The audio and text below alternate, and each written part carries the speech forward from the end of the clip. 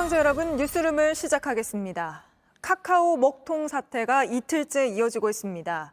거의 모든 국민이 쓰는 서비스다 보니 일상이 멈춘 것 같다는 말까지 나오는데 언제 완전히 복구될지는 알 수 없는 상황입니다. 사상 초유의 통신장애 사태에 정부도 재난대책본부를 꾸려 수습에 나섰는데요. 복구가 이틀째 되지 않으면서 교통과 금융, 그리고 생업까지 예상치 못한 피해가 눈덩이처럼 불어나고 있습니다. 먼저 피해 상황부터 짚어보고 언제 복구되고 보상은 어떻게 될지까지 살펴보겠습니다. 첫 소식 장서윤 기자입니다. 손을 흔들며 택시를 잡아보지만 잘 잡히지 않습니다. 내비도 안 되고 택시도 안 돼가지고 옛날로 돌아간 것 같아가지고 너무 불편했어요. 택시기사도 혼란스럽긴 마찬가지입니다. 손님들의 콜 요청이 떠야 하는 화면에 대기 중이라는 글자만 몇 시간째입니다. 기사들이 안 되니까 나이 먹은 기사들 답답해 먼저 다 퇴근하고 택시가 별로 없잖아요 지금. 절반 이상이죠. 뭐 거의 한 70%죠. 지금 2명 태웠어요. 6시에 나와가지고 콜이 전혀 안 들어오니까 지금. 어제 오후 3시 반부터 카카오톡을 비롯한 카카오택시, 카카오페이 등 모든 서비스가 멈춘 뒤 생긴 혼란입니다. 시민들은 15년, 20년 전으로 돌아간 듯 문자와 전화로 소통했습니다. 답장할 일이 조금 많은 상황인데 그게 지금 안 되니까 일일이 뭐 문자로 해야 되거나. 젊은 층에서 많이 쓰는 카카오뱅크, 카카오페이 같은 금융 서비스도 막혔습니다. 카카오페이로 편의점에서 결제하고 그러는데 안 돼가지고 카드 안 들고 다니는 저로서는 좀 힘들었던 것 같아요. 가상자산거래소 업비트 이용자들은 코인을 사고 팔지 못해 분통을 터뜨렸습니다. 업비트는 애플 아이디가 없으면 카카오톡으로 인증을 받아 로그인을 해야 하는데 카카오톡이 멈추자 로그인을 못한 투자자들이 생긴 겁니다. 카카오 쇼핑에 입점한 소상공인들도 피해를 봤습니다. 물건 판매부터 고객센터까지 모두 카카오로 하는데 주말 장사를 아예 날렸다는 겁니다. 연락은 물론 교통, 금융, 심지어 생업까지 우리 삶에 많은 것들이 연결돼 있는 카카오 서비스가 전부 먹통이 되면서 시민들은 답답한 주말을 보냈습니다. JTBC 장서윤입니다. 예, 그럼 복구는 어디까지 되고 있는지 알아보겠습니다. 불이 난 SK CNC 건물에 나가 있는 여도현 기자 연결합니다. 자, 여 기자, 복구가 어느 정도까지 된 겁니까? 카카오톡 메시지를 주고받는 건 이제 되던데요. 네, 오늘 새벽부터 카카오톡 메시지는 주고받을 수 있습니다. 어제 오후 3시쯤부터 고장났으니까 지금 한 10시간 만에 고쳐진 겁니다. PC용 카카오톡도 오전부터 차례로 복구가 됐습니다만 아직 사진이나 동영상을 주고받을 수는 없습니다. 택시나 은행 기능은 거의 다 되고 이 지도의 경우에는 대중교통 서비스나 로드뷰 서비스 빼고 이용 가능합니다. 카카오 측은 많이 쓰는 서비스 먼저 고치고 있다고 밝혔습니다.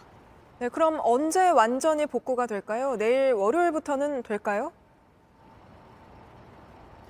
답답한 상황입니다. 언제 완전히 복구가 될지 예측조차 어려운 상황이라고 합니다. 제가 있는 이곳이 카카오 서버 메인 보관센터인데요. 여기에 있는 32,000대 서버 중 지금까지 12,000대 서버가 복구됐습니다. 카카오 측의 설명 들어보겠습니다. 일단 32,000대라는 서버가 전체가 다운되는 것은 IT 역사상에도 유례가 없는 사안이기 때문에 좀 그런 점에서 저희 대처에 어려운 점이 있었다고 생각이 되고요. 전원 공급에 따라 그 복구 시간이 언제가 될지는 확실하게 말씀드릴 수 없는 점. 건물을 관리하는 SK CNC 역시 사실상 대책이 없었다는 점을 시인했습니다.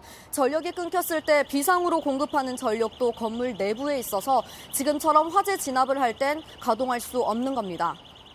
예, 그 건물에서 왜 불이 났는지 원인은 조사가 됐습니까? 네, 오전에 경찰과 소방 등이 1차 합동 감식 결과를 발표했습니다. 전기실 안에 배터리를 보관하는 곳이 있는데 여기서 전기적인 요인으로 불이 시작된 걸로 추정하고 있습니다. 배터리 선반 5개가 전소됐다고 하는데요. 더 자세한 건 내일 국립과학수사연구원 등이 참석해서 밝힐 예정입니다. 예, 국민들 일상에 미치는 영향이 워낙 막대한 만큼 정부 또 국회에서도 대응에 나서고 있죠. 네, 오전엔 과학기술정보통신부 장관이 현장을 둘러봤고 또 윤석열 대통령도 이번 피해에 무겁게 느끼고 있다고 밝혔습니다. 국회 과학기술정보방송통신의 위원들도 현장을 찾았는데요. 앞으로 있을 국감에 김범수 카카오 의장의 참석이 불가피할 것으로 보입니다. 지금까지 경기도 성남시 SKCNC에서 JTBC 여도현입니다. 이번 사태로 이렇게까지 카카오 의존도가 높았나라고 느끼는 분들 많습니다. 그러면서 카카오를 대신할 다른 비슷한 서비스를 찾아 나서는 사람들도 늘고 있는데요. 계속해서 하예빈 기자가 보도합니다. 카카오의 서비스 장애로 대다수 시민들의 평범한 일상이 큰 영향을 받았습니다. 카카오톡만 안 되는 줄 알았는데 기프티콘 사용도 안 되더라고요. 사용 기한이 어제까지여서 급하게 쓰려고 했는데 결국 못 썼고 그동안 대다수 사용자들이 카카오톡 등 카카오의 주요 서비스에 전적으로 의존을 했던 만큼 피해는 예상보다 컸습니다. 불편이 길어지면서 많은 사용자들은 카카오 대신 쓸 수 있는 다른 서비스를 찾기 시작했습니다. 어제 이후 네이버 메신저 라인이나 텔레그램 등 채팅 어플리케이션의 신규 가입자가 평소보다 급격히 늘었습니다. 사진을 보내려고 해서 인스타 DM을 많이 썼거든요. 혹시 이런 일이 또 발생하면 그냥 긴급하게 원활하게 쓸 수 있는 메신저로 라인을 이번에 새로 깔았어요. 카카오맵이나 카카오 택시, 카카오 지하철과 버스 등을 대신할 수 있는 다른 애플리케이션들도 다운로드 횟수가 갑자기 증가했습니다. 여러 온라인 커뮤니티에선 이번 일을 계기로 카카오의 주요 서비스에 대한 의존도를 줄여 비상 상황에 대비하자는 글이 잇따라 올라오기도 했습니다. JTBC 하혜빈입니다. 이번 사태를 보며 지난해 있었던 KT 통신장애 사태를 떠올린 분들 많을 겁니다. KT 사태 이후 정부는 통신 대란을 막기 위해 카카오 등을 콕 집어서 데이터 백업 시스템을 마련하라고 권고했습니다. 그런데 왜 또 이런 일이 일어난 걸까요? 배양진 기자가 짚어봤습니다. 지난해 10월 1,900만 명이 사용하는 KT 통신망이 멈춰섰습니다. 점심시간 식당의 카드 결제 기능부터 몇 초에 수억이 오가는 증권사 거래까지 생활 전반이 약 80분 동안 멈췄습니다. 이후 정부는 지난해 말 카카오나 네이버, 넷플릭스 같은 대형 콘텐츠 사업자를 꼭 집어 통신 대란을 막기 위한 권고를 했습니다. 여러 기능이 동시에 멈추는 걸 막기 위해 기능별로 서버를 나누고 유사시 신속한 기능 복구를 위해 데이터 저장소를 이원화하란 지침이었습니다. 하지만 이번 화재로 카카오의 서비스는 카카오톡부터 결제 기능까지 한꺼번에 멈췄습니다. 카카오 관계자는 이원화 작업을 해뒀지만 서버에 몰려있는 것들이 커서 안 좋은 상황이 발생한 것 같다고 전했습니다.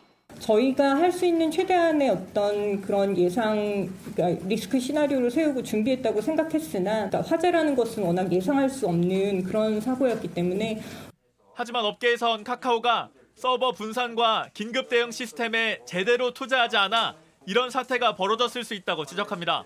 화재 건물에 역시 데이터 센터가 있었던 네이버는 서비스별로 서버를 나눠 큰 장애가 없었던 걸로 알려졌습니다. 과기부는 카카오와 네이버 등의 사고 관련 자료를 요구했다며 현행법을 어긴 점이 있는지 조사하겠다고 했습니다. JTBC 배양진입니다. 이번 사태의 원인과 대책 그리고 보상 문제까지 더 자세히 짚어보겠습니다. 이지은 기자가 나와 있습니다. 자, 이 기자, 저도 이번 사태로 느꼈는데요. 카카오 의존도가 굉장히 높았던 것 같습니다. 언제부터 카카오의 영향력이 이렇게 커진 건가요? 네, 원래도 카카오의 점유율이 높기는 했지만 코로나 3년간 비대면 소통이 늘면서 한층 더 영향력이 커졌습니다. 네. 현재 소셜미디어 이용자의 97%가 카카오톡을 쓰고 있는데요. 저만 해도 하루 일과를 복귀해 보면 카카오톡으로 업무를 보고요. 점심값 결제를 하거나 택시를 부르거나 축의금을 송금하고 또 생일 선물 배송까지 카카오로 할 때가 많았습니다. 이렇다 보니 사실상 공공재 역할을 하고 있다는 지적이 나옵니다. 네, 실제로 정부가 하는 서비스랑 많이 연결이 또 돼 있잖아요. 네, 행정안전부나 경찰청, 국세청 이런 여러 행정기관의 민원 서비스가 카카오와 연계돼 있는데요. 당장 세금을 낼 때 카카오를 이용하시는 분들이 적지 않고요. 또 국민비서, 꾹비라는 것도 있죠. 네. 이 백신 접종 정보나 재난지원금 또 교통범칙금 같은 거를 안내하는 서비스인데 이게 대부분 카카오를 활용합니다. 이 행안부는 카카오가 먹통인 바람에 올스톱이 됐고 이 문자로 대체해서 발송하겠다고 공지한 상태입니다. 예, 그렇게 역할이 큰데 앞서 리포트에서도 짚었지만 대비나 대책은 전혀 안 돼 있던 것 같습니다. 네, 이 권한은 상당히 막강하지만 그에 걸맞는 책임감은 부족했다고 볼 수 있습니다. 네. 이 오늘 카카오의 공식 입장은 이 화제를 예상할 수 없었다는 겁니다. 이 카카오 측 관계자 역시 이 화제로 전원 공급이 되지 않은 상황은 처음이기 때문에 시간이 얼마나 소요될지 알 수 없었다고 말했습니다. 네. 이런 카카오의 설명은 그동안 비상 대응책이 얼마나 부실했는지를 보여주는 대목입니다. 네. 이 정도 큰 규모의 메인 데이터 센터를 관리하면 이 마땅히 불이 났을 때를 가정해서 사전에 대응 시뮬레이션을 해봤어야 한다는 지적이 전문가들 사이에서 많이 나왔습니다. 네, 그렇죠. 게다가 이런 먹통 사태가 이번이 처음은 아니잖아요. 정부가 대비책을 내놓은 적은 없습니까? 네, 재작년에 관련법을 개정해서 이 카카오나 네이버 같은 부가 통신 사업자에게 이 서비스 안정성 확보 의무를 부과했습니다. 네. 이 서비스 안정성 확보 이게 뭐냐면은 이 여러 가지 지침이 있는데요. 이 예를 들어서 장애가 일어나지 않도록 사전에 오류에 대한 검증을 강화하고요. 또 이 사고가 났을 땐 콘텐츠를 빨리 복구할 수 있게 이 같은 데이터를 여러 곳에 복제해두는 그런 조치 등을 하라고 했습니다. 카카오나 네이버 이용자가 늘자 기간 통신 사업자인 통신 3사에 버금가도록 시스템을 강화하라고 한 건데요. 하지만 이번 사태에서 보면 카카오가 이런 의무 조항을 제대로 지켰는지는 의문입니다. 네, 이용자들이 큰 불편을 겪었고 단순한 불편함을 넘어서 경제적인 손실을 본 분들도 있지 않습니까? 보상 문제는 어떻게 되는 건가요? 네, 카카오는 일단 서비스 복구에 주력한 뒤에 그 다음 피해 보상을 검토해 보겠다는 입장입니다. 하지만 보상받는 게 쉽지는 않을 것으로 보입니다. 카카오톡의 무료 서비스이고 또 이용 약관에 보상을 요구할 수 있는 근거가 명확하지 않아서입니다. 다만 이 유료 서비스에 가입한 쇼핑몰 입점 소상공인이나 아니면 가맹 택시기사의 경우 일부 어느 정도 보상을 받을 가능성도 조금 있습니다. 네, 알겠습니다. 여기까지 듣겠습니다. 이지은 기자였습니다. 네, 오늘 자정 출소가 예정돼 있는 미성년자 연쇄 성폭행범 김근식이 또 다른 아동 성폭행 혐의로 법원에서 영장 심사를 받았는데요. 법원에서 구속영장을 내주면 김근식은 다시 수감되고 내주지 않으면 예정대로 사회로 나오게 되는 거였는데 지금 막 들어온 소식에 따르면 영장이 조금 전 발부됐다고 합니다. 수원지법 안양지원에 나가 있는 저희 취재기자 연결합니다. 자, 신진 기자, 결과가 조금 전 나왔네요. 네, 먼저 피해자 신문이 오늘 오후 3시부터 1시간 동안 진행이 됐습니다. 그리고 조금 전 구속영장이 발부가 됐습니다. 법원은 범죄가 소명이 어느 정도 됐고 또 도주 우려가 있다고 그렇게 밝혔습니다. 김근식은 이곳 수원지법 안양지원에 2시 30분 정도의 모습을 드러냈습니다. 김근식이 탄 차량만 포착이 됐고요. 김근식은 이 지하 통로로 이동을 했기 때문에 취재진이 실제로 모습을 확인할 수는 없었습니다. 구속영장이 발부가 됐기 때문에 김근식은 교도소에 수감이 된 상태로 조사를 받게 됩니다. 네, 이제 법원 판단이 나왔으니까 앞으로 향후 수사나 이런 건 어떻게 되는지도 전해주시죠. 네, 먼저 이번 사건은 2006년에 발생을 했습니다. 16년 전 사건이지만 당시 피해자가 13세 미만 아동이었기 때문에 공소시효에는 문제가 없습니다. 저희가 전문가들에게 조언을 좀 들어봤는데요. 이번에 이렇게 이례적으로 법원의 판단이 빨리 나온 배경에는 김근식이 상습범인데다가 죄질이 나쁜 것이 적용했을 것으로 보인다고 설명을 했습니다. 그리고 공공안전에 대한 여론이 높아지고 있는 것도 고려되고 있을 것이라는 그런 해석이 나왔습니다. 김근식이 사회에서 격리될 수 있는 기간 자체를 합법적으로 늘릴 수 있는 수단이었다는 겁니다. 지금까지 수원지법 안양지원에서 JTBC 신진입니다. 어제 20대 노동자가 빵 공장에서 일하다 소스 배합기에 끼어 사망했다는 소식 전해드렸습니다. 저희 취재진이 오늘 다시 현장을 찾아가 봤는데요. 피해자의 동료들은 아직 완전히 수습되지 않은 사고 현장 바로 옆에서 평소처럼 빵을 그것도 같은 배합기를 써서 만들어야 했습니다. 이가람 기자가 취재했습니다. 환하게 불이 켜진 공장 내부에서 직원들이 분주히 움직입니다. 한쪽은 흰색 천으로 덮어뒀는데 어제 새벽 20대 여성 노동자 L씨가 소스 배합기에 몸이 끼어 사망한 곳입니다. 끔찍한 사고가 난 지 하루 만인 오늘 오전 모습입니다. 동료들은 이곳에 정상 출근해 평소처럼 샌드위치를 만들었습니다. 그 사람이 죽은 상태에서 그걸 보면서 작업한다는 게 저로서는 도저히 참을 수가 없더라고요. 바로 하루 전에 돌아가셨는데. 고용노동부는 L씨 사망과 관련해 동일 형태의 배합기 사용에 대해 작업 중지 명령을 내렸습니다. 직원들은 회사 측이 작업 중지 명령을 어기고 있다 주장합니다. 배합기는 구조상 이 돌아가는 방향이나 이런 게 똑같기 때문에 뭐 비슷한 라인이 있거든요. 근데 거기에 또 작업을 하고 있더라고요. 아직 정부 차원의 사고 조사와 안전 대책이 마련되지 않았는데 비슷한 설비를 사용하는 건 문제라는 얘기입니다. 이에 대해 사측은 사고 현장의 배합기 8대는 사용을 중단했고 다른 곳에 설치된 설비를 사용 중이라고 설명했습니다. 경찰과 고용노동부는 일단 현장에서 2인 1조 근무가 지켜지지 않았는지 등 사고 경위 파악에 집중한다는 계획입니다. JTBC 이가람입니다.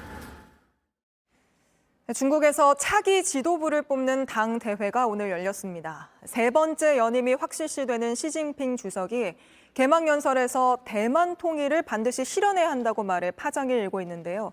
베이징 연결합니다. 자, 박서온 특파원, 시진핑 주석이 정확히 뭐라고 이야기한 겁니까? 네, 현지 시간으로 오전 10시에 시작된 당대회에서 이 시진핑 주석은 1시간 40여 분에 걸친 긴 연설을 이어갔습니다. 지난 10년간의 성과를 평가하고 앞으로 5년의 정책 방향을 밝혔는데요. 그런데 대만과 관련해 시 주석은 조국 통일의 위협을 확고히 추진하고자 한다면서 평화 통일을 지향하되 무력 사용을 포기한다는 약속은 하지 않겠다고 했습니다. 직접 들어보시죠. 国家统一民族复兴的历史车轮滚滚向前，祖国完全统一一定要实现，也一定能够实现。 예, 그럼 미국과 중국 간의 갈등이 더 커질 것 같은데요. 네, 시 주석은 중화민족의 위대한 부흥을 강조하면서 사회주의 현대화 건설을 가장 중요한 과제로 꼽았습니다. 앞으로 5년은 사회주의 강국으로 가는 매우 중요한 시기라고 강조하면서 군의 현대화도 강조했는데요. 중국이 공산당 영도 체제와 민족 부흥을 앞세우면서 민족주의를 강화하는 가운데 미국과의 충돌 가능성도 커진 상황입니다. 네, 이번 당대회에 대한 평가는 어떻게 나옵니까? 네, 외신의 중심으로 평가가 나오고 있는데요. 먼저 시 주석은 연설에서 강력한 방역 정책으로 국민 건강을 지켰다고 했지만 이를 비판하는 목소리가 높습니다. 제로 코로나 정책으로 경제가 침체되고 국민 생활은 더 어려워졌다며 성공했다는 평가가 무색하다는 지적입니다. 또 부동산 위기나 국제사회의 신인도 하락 등 시 주석의 3연임이 수많은 도전에 지적했다는 지적도 나오고 있습니다. 지금까지 베이징에서 JTBC 박성훈입니다.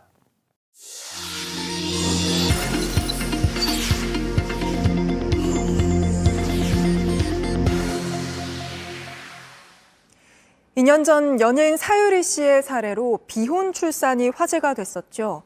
이렇게 배우자 없이 여성 혼자 아이를 낳는 걸 무상 지원해주는 나라도 있지만 우리나라는 사실상 허용하지 않고 있습니다. 이런 출산율이 0%인 건데요. 통계로 말하는 뉴스 퍼센트의 안지연 기자가 보도합니다. 지난 6일 국감장, 국내에선 사유리 씨와 같은 비혼 출산이 불가능한 점이 도마 위에 올랐습니다.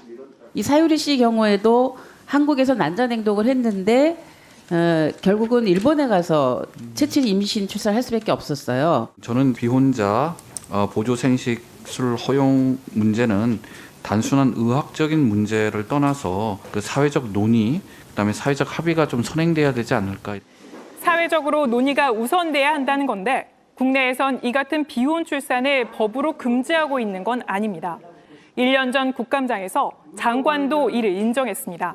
네, 현재 법적으로는 이렇게 금지하고 있는 건 아닙니다. 그런데 이 부분은 사회적으로 충분히 좀 논의를 해서 그 부분이 가능할지 여부에 대해서 판단해야 할 것 같습니다.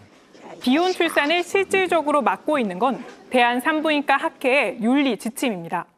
윤리 지침에는 여성 단독 출산을 위해서 필수적인 보조 생식수를 사실혼을 포함한 부부에 한해서라고 규정하고 있기 때문입니다. 이에 대해 국가인권위원회가 나서 지난 5월 법률상 금지 규정이 없는데 배우자 없는 여성의 출산을 제한하는 건 차별이라고 시정을 권고했지만 학회는 사회적 합의가 우선이란 이유 등으로 거부한 상태입니다.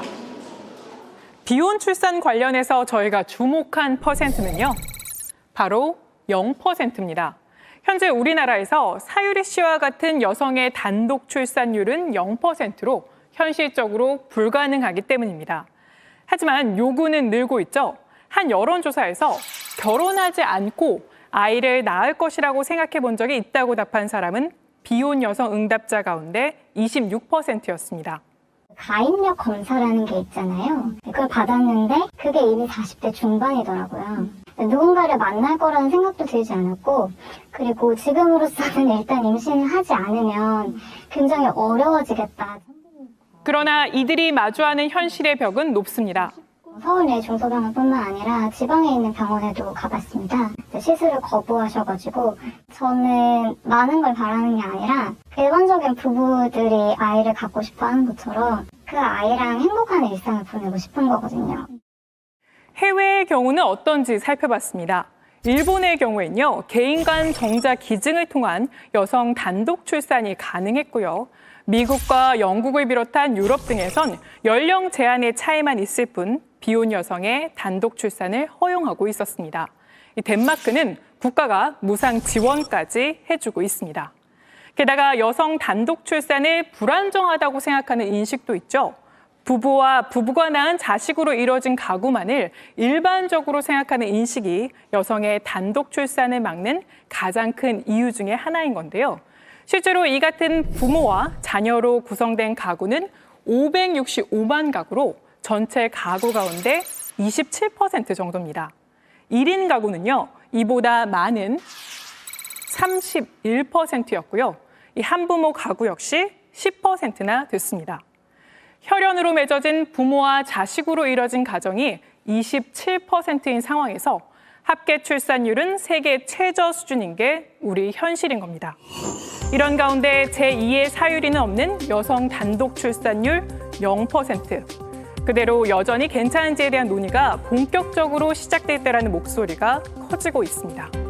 지금까지 퍼센트의 안지연이었습니다.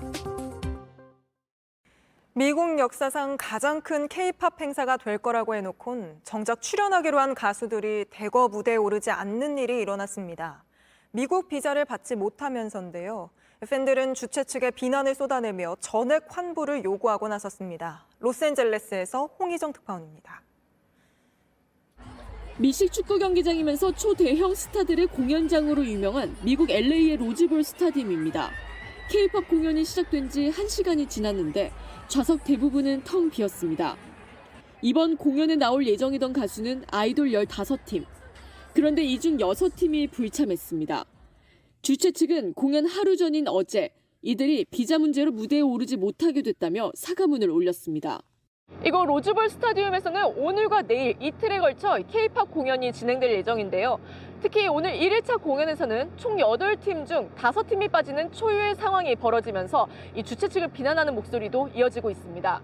The main reason I wanted to come was for Zion T and Taeyeon. I was really sad. I was really upset. And they're just acting like everything is okay. I'm online and like everything is normal. I'm like, no, that's not normal. 멀리서 비행기를 타고 LA를 찾은 팬들의 충격은 더욱 큽니다. So I heard fans came from Germany and Canada to see Kai or Taeyeon, and then they found out as soon as they got off the plane that they are not going to arrive. 티켓 환불 요청이 쇄도하고 있지만 주최 측은 첫날 공연 티켓만 전액 환불이 가능하고 둘째 날 티켓은 50%만 환불이 된다며 기한까지 정해놨습니다. They're just really unprofessional and some people call it fraud. 미국 대중음악 매체 빌보드는 주최 측은 이번 공연이 미국 역사상 가장 큰 K-팝 행사가 될 것으로 예측했지만 계획이 급속도로 변경됐다며 지적했습니다. 로스앤젤레스에서 JTBC 홍희정입니다. 네, 뉴스 스토리텔러 백브리핑 시작합니다. 지난주 국회 국정감사장에서는 공산주의자냐 아니냐 공방이 계속 벌어졌습니다. 시작은 김문수 경제사회노동위원장이었죠. 문재인 대통령이 신영보 선생을 가장 존경하는 사상가라면 확실하게 김일성주의자입니다. 자, 이 발언으로 김문수 위원장은 국감장에서 퇴장을 당했고 논란이 이어지고 있죠. 황운하 민주당 의원은 김문수 위원장의 발언을 그대로 따라하는 질의를 하면서 비꼬기도 했습니다. 삶의 자세나 인품 등에서 존경하는 마음을 갖고 계셨던 거예요. 그렇다면 김문수 경산우 위원장의 말씀에 따르면 이사장님은 공산주의자입니다. 모르겠습니다. 네. 그리고 지난 금요일에 김문수 위원장이 참석했던 같은 환경노동위원회 국감장에선 또 다른 사안을 두고 공산주의자 발언이 나왔는데요. 이미자 국민의힘 의원이 한국수자원공사 북한 자료실에 김일성을 찬양하는 책이 있다고 지적을 한 겁니다. 사회주의 조선의 어버이 이 김일성 찬양하는 책입니다. 이게 왜 수자원공사의 그 자료집에 있습니까? 사장님은 공산주의자입니까? 예? 공산주의자가 아니고요. 아닙니까? 네, 아닙니다. 아니면 됐고요. 자, 박재현 수자원공사 사장이 도서 목록을 정리해 보겠다면서 질의가 마무리됐는데요. 곧바로 김영진 민주당 의원이 수자원공사는 북한 개성공단에 상수도를 공급하기도 했다면서 이미자 의원을 향해서 시대착오적이라고 맞받았습니다. 있더라도 대한민국 수자원공사의 직원들이 그거 읽고서 간첩이 되거나 김일성주의자가 되거나 공산주의자가 된다라고 생각하는 것 자체가 상당히 졸렬한 생각이다. 그런 생각이 들고요. 자, 이제 내일부터는 국정감사가 3주차 후반기로 접어듭니다. 민생 이슈가 산더미인데 언제까지 이런 공방을 지켜봐야 할까요? 하나 더 준비했습니다. 비봉이가 17년 만에 완전히 고향으로 또 친구들 곁으로 돌아갔습니다. 비봉이는 남방 큰 돌고래입니다. 오늘 드디어 약 70일간의 훈련을 마치고 제주 앞바다에서 방류했습니다. 비봉이는 2005년에 제주 비양도에서 불법 포획을 당했습니다. 그리고 지난해 말까지 수족관에서 돌고래 쇼에 나섰는데요. 하지만 넓은 바다를 잊지 못했을 겁니다. 조련사 지시를 무시하고 물 밖으로 올라오라고 해도 꿈쩍을 않고 버티는 모습들을 보여줬습니다. 그러다가 결국 지난 8월에 바다로 돌아가기 위한 훈련이 제주 앞바다에서 시작됐습니다. 바다엔 야생 환경에 적응할 수 있도록 비봉이를 위한 가두리 시설이 만들어졌습니다. 앞으로 이곳에서 한 달 정도 적응 훈련을 거칩니다. CCTV 2대를 설치해 야생 돌고래들과의 접촉과 교감 과정을 24시간 모니터링합니다. 자, 비봉이가 가두리에 들어가자 곧바로 친구들이 찾아왔습니다. 야생 남방 큰돌고래 무리가 가두리 주변에 와서 비봉이를 확인하는 듯한 행동을 보였고 비봉이가 수조 안에서 점프하는 모습도 드론 카메라에 포착이 됐습니다. 8월 말에는 태풍 흰남노 때문에 비봉이를 다시 수족관으로 잠시 대피시키는 우여곡절도 있었습니다.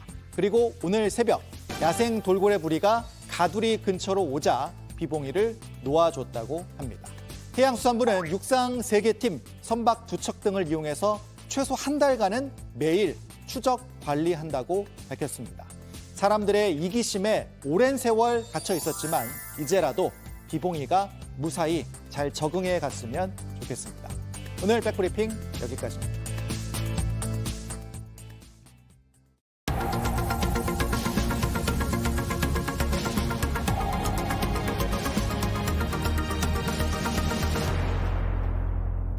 날씨입니다. 어제 오늘 주말 동안 따뜻한 날씨가 이어졌는데요. 내일부터는 다시 추워집니다. 내일 아침 기온은 오늘보다 5도 넘게 떨어져서 10도 안팎이 될 것으로 보입니다. 특히 화요일인 모레 아침 기온은 전국 대부분 지역이 5도 안팎으로 뚝 떨어지겠습니다. 일교차도 커지는 만큼 건강관리에 유의하셔야겠습니다. 뉴스룸 저희가 준비한 소식은 여기까지입니다. 오늘도 시청해주신 여러분 고맙습니다.